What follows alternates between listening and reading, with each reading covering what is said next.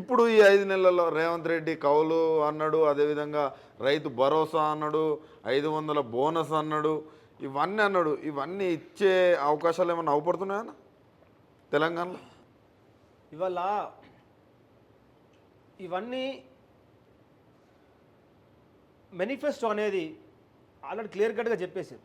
Manifesto ఈ భారతదేశంలో రాజకీయ పార్టీలు మేనిఫెస్టో అనేది టిష్యూ పేపర్. అంత సింపుల్గా తీసేస్తున్నా ఒక కమిటీ ఉంటుంది, దాన్ని పెద్ద పెద్ద వాళ్ళు చర్చించి మరీ మేనిఫెస్టో ఇస్తారు. ప్రజల్ని ఏ విధంగా మోసం చేయాలో కోసమే చర్చించడం.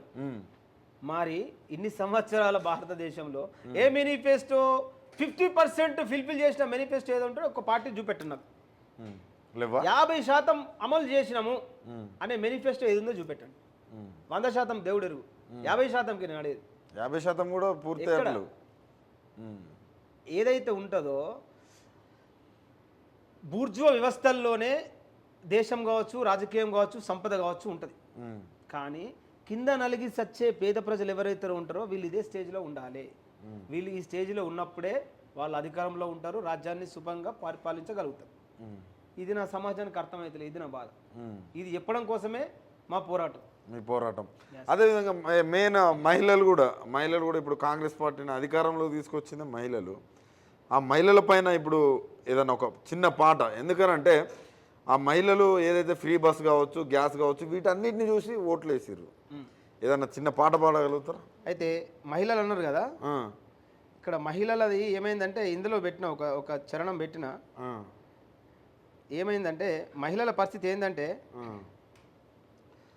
ఇది కాంగ్రెసోడో నీ కపట నీతి తెలిసిపాయ, దోపిడి దొంగో నీ రూపమేదో తెలిసిపాయ. కాంగ్రెసోడో నీ కపట నీతి తెలిసిపాయ, దోపిడి దొంగో నీ రూపమేదో తెలిసిపాయ. రాజనీతి లేనట్టే రాజనీతి లేనట్టి నీతి మాలిన వాడో కాంగ్రెసోడో నీ కపట నీతి తెలిసిపాయ, దోపిడి కొడుకో నీ రూపమేదో తెలిసిపాయే. కళ్యాణ లక్ష్మికి 1,16,000, కళ్యాణ లక్ష్మికి 1,16,000. ఆడబిడ్డ పెళ్లికి తులం బంగారము ఇత్తంటివి, ఆడబిడ్డ పెళ్లికి తులం బంగారము ఇత్తంటివి. పెళ్ళై 6 నెలలైనా ఇలా పెళ్ళై 6 నెలలైనా చెక్కు బ్యాంకులో చెల్లక, చెక్కు మొన్న ఒకటి చూసిన, పెళ్ళై 6 నెలలైనా చెక్కు బ్యాంకులో చెల్లగా.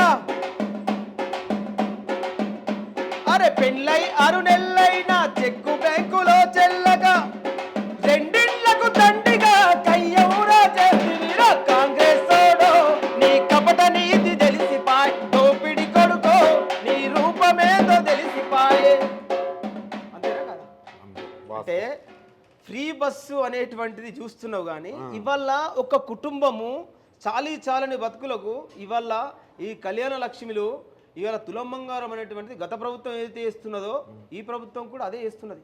ఎందుకు అనంటే మధ్యతరగతి నిరుపేద కుటుంబాల్లో ఎదిగిన ఆడపిల్ల చదువుకొని నేను చైతన్యమై చాలా గొప్ప చదువులు చదివి ఏదైనా సాధించాలి అనేటువంటి లక్ష్యం ఉన్నప్పటికీ ఆ కుటుంబ పోషణ అంతంత మాత్రం ఉండడం వల్ల ఎదిగిన బిడ్డకు పెళ్లి చేసి ఓ కయ్య చేతిలో పెడితే మా బరువు తీరిపోతుంది అని చెప్పేటువంటి ఎదురు చూసే తల్లిదండ్రులు ఎందరో ఉన్నారు.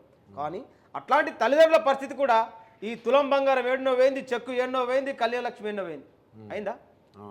ఈ ఫ్రీ బస్సు అంటున్నావు, దీనివల్ల 2,500 ఇంకా 2,500 మిగిలి మళ్ళీ ఈ 2,500 మహిళలకి నెలలకి ఇస్తామన్నారు. అంటే నేనేం చెప్తున్నా, మేనిఫెస్టో అనేది వాళ్ళ లబ్ధి కోసము కానీ ప్రజలకు ఒరిగింది ఏమి లేదు. మేనిఫెస్టో వల్ల మేనిఫెస్టో నేను చెప్తున్నా కదా, అందుకే ఈ భారతదేశంలో కానీ రాష్ట్రంలో కానీ ఏ మేనిఫెస్టో ఫిల్ఫిల్ అయింది? మేనిఫెస్టో కానీ అదేవిధంగా మాటలు కానీ చూసి వాళ్ళని నమ్మొద్దు అంటారు ఫైనల్గా. ఎస్, అందుకే కదా ఇప్పుడున్నటువంటి జనరేషన్ ఏమి చేసినా మనం ఏమి చేసినా ఏమి చేయలేం కావచ్చు, కానీ వచ్చే జనరేషన్కైనా మారాలి. రేపటి జనరేషన్కైనా ఇవాళ నేటి యువతరము ఫోన్ల మీద ప్రతి ఒక్కరి దగ్గర స్మార్ట్ ఫోన్ ఉన్నాయి, కానీ ట్విట్టర్లు, ఇన్స్టాలు, reels, shorts, YouTube, Facebook, WhatsApp వీటి మీద ఉన్నది.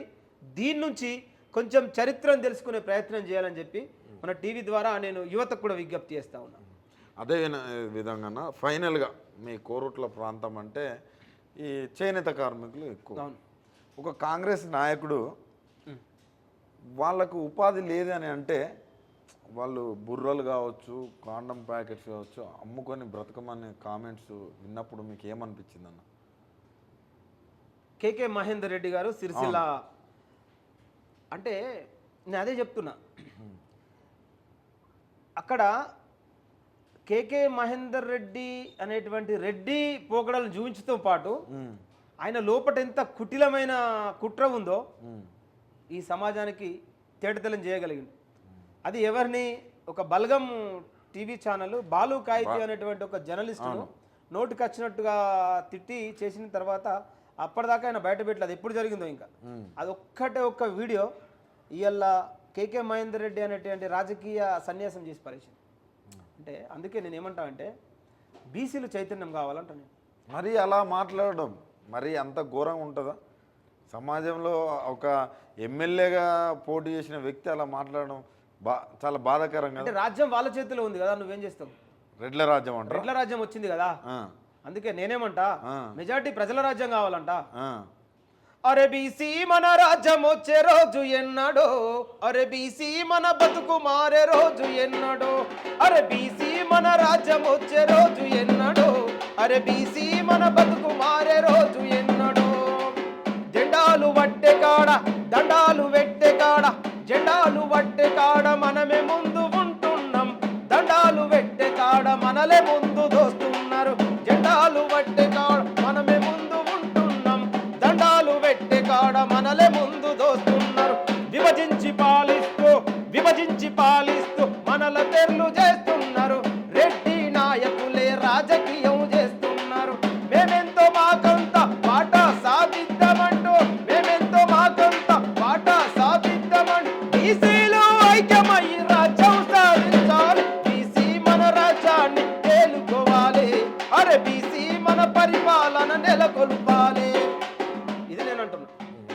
ఓకేనా? ఫైనల్గా రేవంత్ రెడ్డి భాష చాలా హీనంగా ఉన్నది, వినడానికి చాలా బాధేస్తున్నది. దానిపైన ఒక పాట రూపంలో ఫైనల్ ఒక పాట పాడి ముగించేయండి. ఇవాళ వాళ్ళది అట్లా ఉంది అంటే ఇప్పుడు సిచ్యువేషన్ ఏమైందంటే నేను అదే చెప్తున్నా. ఇప్పుడు ఇవన్నీ సమాజానికి అవసరమైన పాటలు ఇవి. ఇప్పుడు నేను ఇప్పటిదాకా ఎవరో రాసిన పాటను సందర్భం ఎప్పుడు కూడా మీ ఓన్గా రాసిర్రు. నేను సమాజంలో ఏదైతే ఈ సమాజంలో ఈ పెనుమప్పు ఉందో దాన్ని సమాజానికి అందించాలి, ఇది ప్రజెంట్ చేయాలి, ఈ సమాజంలోకి వెళ్ళిపోవాలనేటువంటి ప్రయత్నమే చేస్తున్నా తప్ప ఎవరో రాసింది నేను ఇప్పటికి కూడా నేను పాడలేదు. బై బర్త్ హిందీలో కన్వర్ట్ చేసినటువంటి పాటలు మాత్రం ఒక రెండు పాడడం జరిగింది. అందుకే నేనేమంటా అంటే ఉద్యమాలకు ఊపిరి పోసుడే, మేము ఉద్యమాలకు ఊపిరి పోసుడే, త్యాగమే మా వంతా. ఉద్యమాలకు ఊపిరి పోసుడే, త్యాగమే మా వంతా. మా ఓట్లతోని గెలిచి దోపిడి పాలన చేసుడే మీ వంతా. హరే రణముకు పోరు రాజేసి బలిదానం ఇచ్చుడే మా వంతా. హరే రణముకు పోరు రాజేసి బలిదానం ఇచ్చుడే మా వంతా. మా ఓట్లతోని గెలిచి దోపిడి పాలన చేసుడే మీ వంతా. నిజం మాట్లాడితే నిర్బంధమా, నిజం మాట్లాడితే నిర్బంధమా, జనం కొరకే కొట్లాడితే వెలివేతలా. పదవులిచ్చే కాడ మీ సుట్ట పొల్ల, నలిగి సచ్చ కాడ కులం తక్కువల్ల. ఉద్యమాలకు అరకల్ ఉద్యమాలకు ఊపిరి పోసుడే, త్యాగమే మా వంతా. మా ఓట్లతోని గెలిచి దోపిడి పాలన చేసుడే మీ వంతా. అరే రణముకు పోరు రాజేసి బలిదానం ఇచ్చుడే మా వంతా. అరే అధికార దాహంతో అన్ని మరసి కుట్ర చేసుడే మీ వంతా. పోరాట గడ్డలో అమరుల గాయాల తడియారి పోరట్టి చెరగని గురుతులు, ఈ పోరాట గడ్డలో అమరుల త్యాగాల తడియారి పోరట్టి చెరగని గురుతులు. అగ్గిని ముద్దాడి నెత్తురోడిన బిడ్డల సుగులు బాసిన చెరగని గుర్తులు. ఆత్మ బలిదానాలను ఏది మరిసినారు, మీ పోరాటాన్ని మట్టు పెట్టినారు.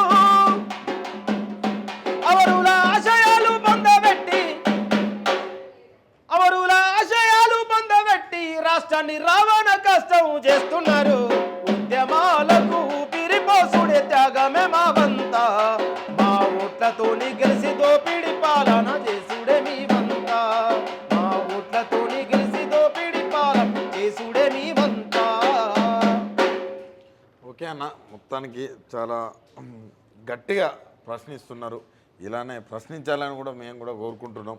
అదేవిధంగా ఏదన్నా పాటలు రాస్తే అంటే కొత్తగా పాటలు ఏమన్నా రాసినా కూడా మా ఛానల్ నుంచి కావచ్చు, మా యాజమాన్యం నుంచి కావచ్చు, మీకు సపోర్ట్ ఉంటుంది. మీరు ఇలానే ప్రశ్నించాలి, మీరు ఇలానే ముందుకు సాగాలి. ఇలా ఎన్ని రోజులు ప్రశ్నించినా మీ వెన్నంటి మేము కూడా, మా ఛానల్ కూడా మీతోటి ఉంటుందన్న.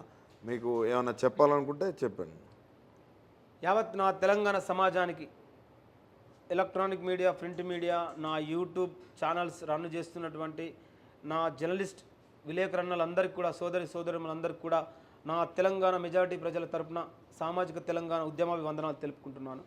ఇవాళ నేను చేస్తున్న పోరాటం నా ఒక్కడి కోసం కాదు, నా సమాజం కోసం, సమాజం నూతన నిర్మాణం కోసం నా పోరాటం చేస్తూ ఉన్నాం.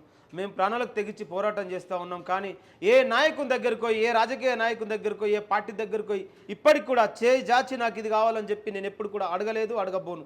కానీ మేము చేస్తున్న ప్రజా పోరాటానికి ప్రజల నుంచి నాకు మద్దతు కావాలి, మీ ఆర్థిక మద్దతు కావాలి. ఇవాళ ఓట్ల పండుగ వచ్చింది, ఓట్ల పండుగ అయిపోయింది, ఇవాళ ప్రోమో కూడా రిలీజ్ చేస్తున్నా. అయితే ఇలా అనేకమైనటువంటి పాటలు చేస్తూ ఉన్నాం. మా శక్తికి మించి, మా అన్నిటికీ తెగించి మేము పోరాటం చేస్తూ ఉన్నాం. కాబట్టి మా పోరాటానికి మీరందరూ కూడా మీకు తోచిన ఆర్థిక మద్దతు అందించాలని చెప్పి మనస్ఫూర్తిగా ఉద్యమాభివందనాలతో వేడుకుంటున్నాను. ఎందుకు అనంటే ఈ ఆర్థిక మద్దతు ఏదైతే ఉందో, మీరు ఇచ్చే మద్దతు 10 రూపాయలు అయితే దానికి ఇంకొక 10 రూపాయలు నేను యాడ్ చేసుకొని వితిన్ వారం రోజుల లోపట ఈ సమాజానికి ఏదైతే సంభవించి ఉన్నదో, ఏదైతే ఒసుగులున్నాయో, ఏదైతే ఒటుపట్లున్నాయో అది ప్రభుత్వం కానీ, పాలకులు కానీ కదిలించే విధంగా, ఆలోచించే విధంగా, ప్రజాస్వామ్యాన్ని చైతన్యం చేసే విధంగా నా పోరాటం, నా మాట, నా పాట, నా ఉద్యమం ఉంటుంది. కాబట్టి ఈ ఉద్యమానికి మీరందరూ కూడా మీ వంతు సహాయ సహకారాలు అందించాలని చెప్పి మీ అందరికీ మనస్ఫూర్తిగా కోరుకుంటూ నేను మీ నరేష్ లింగంపల్లి. అన్న చాలా గట్టిగా పోరాడుతుండు. అన్నకు మా వంతు సాయం అన్న ఎప్పుడు ఉంటూనే ఉంటుంది. అదేవిధంగా అన్న మీకు ఏదో ఛానల్ కూడా ఉన్నట్టున్నది, ఎల్ఎన్ మ్యూజిక్ కూడా ఉంది. అది కూడా అందులో కూడా వెళ్ళండి. ఎందుకంటే ఇలాంటి ఉద్యమకారులకి, అదేవిధంగా ప్రశ్నించే గొంతుకలకి మన సపోర్ట్ ఎల్లప్పుడూ ఉంటూనే ఉండాలి. ఎందుకనంటే ప్రజల్ని ఎప్పటికప్పుడు చైతన్యపరిచేది మన నరేష్ అన్న లాంటి వాళ్ళే. ఈరోజు చాలామంది కూడా ఇప్పుడు అన్న చెప్పినట్టుగా తీర్మార్ మల్లన్న కావచ్చు, ఇంకా కొంతమంది కావచ్చు, వాళ్ళ రాజకీయ అవసరాల కోసం వెళ్ళిపోవడం జరిగింది. కానీ అన్న ఆ రోజు అప్పులు ఉండి దుబాయ్ వెళ్ళి ఆ దుబాయ్లో ఆ కష్టాలు చూసి ఆ యొక్క అప్పులు తీర్చుకొని మళ్ళీ వచ్చి ఇక్కడ ఇప్పుడు జరుగుతున్న ప్రభుత్వం పైన అయితే చాలా అలుపెరగని పోరాటం అయితే చేస్తున్నాడు. అన్నకు మీరు కూడా తోడుండాలని నేను కోరుకుంటున్నాను.